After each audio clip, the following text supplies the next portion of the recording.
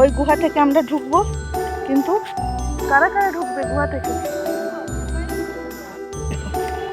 শহরে থাকলে কেউ কোনো ধরনের ভালো ব্লগ তৈরি করতে পারবে না, কারণ গ্রামেই সব সবুজ।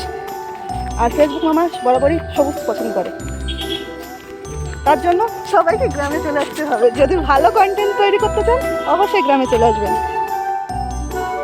হ্যালো বন্ধুরা, welcome to my another blog. আজকে আমি দেখা করতে এসে গিয়েছি আমার প্রিয় বান্ধবীর সঙ্গে, আর ওর সঙ্গে আমার এই 1 বছর পর দেখা হলো।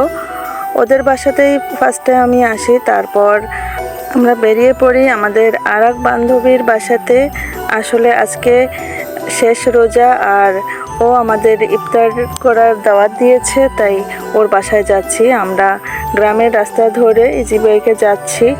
রাস্তার দুই পাশের ভিউটা আসলে অসাধারণ, এখানে না আসলে বোঝা যাবে না।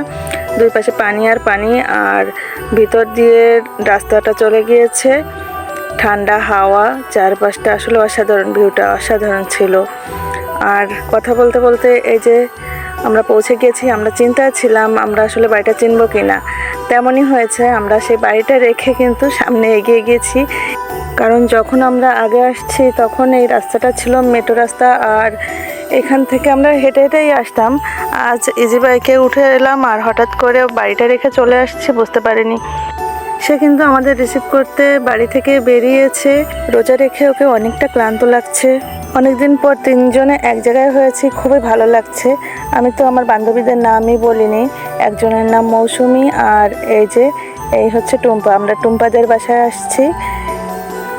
আর আমাদের সঙ্গে ছিল আমার বান্ধবী মৌসুমির ছোট যা, আর ওর মেয়ে, জায়ের ছেলে, আর ওর আরেকটা বোন। আমরা একটা সময় ওদের বাড়িতে এসে কিন্তু অনেক আড্ডা দিয়েছি, কিন্তু না আসতে আসতে এমন একটা অবস্থা হয়েছে, সব কিছু মনে হচ্ছে নতুন নতুন।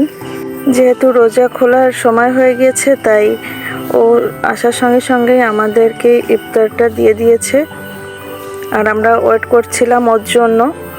ও যেহেতু রোজা আছে, আমরা তো রোজা নাই, তার জন্য নিজেরা একটু ছবি রিল তৈরি করছিলাম। আবার এর ভিতর অভিমানও চলছিল।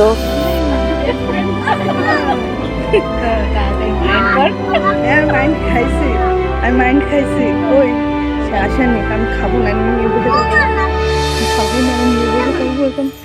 মাইন্ড খাইছি এই তবু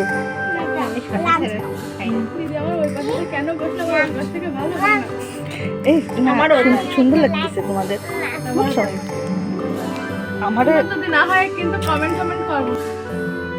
বেবিরা কিন্তু খুব গল্প করছিল আর ইফতার করছিল, ভালো লাগছিল ওদের গল্প শুনতে।